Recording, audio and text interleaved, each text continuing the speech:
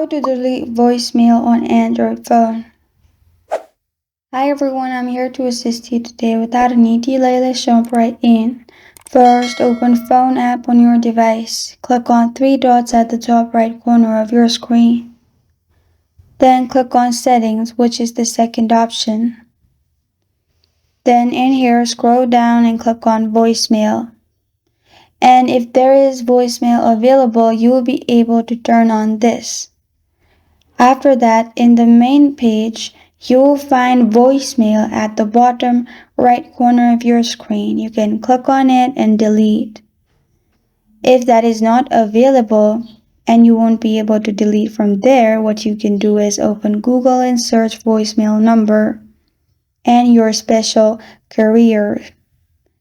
As you can see, you can type in your voicemail carrier number and you'll be able to delete in some phones.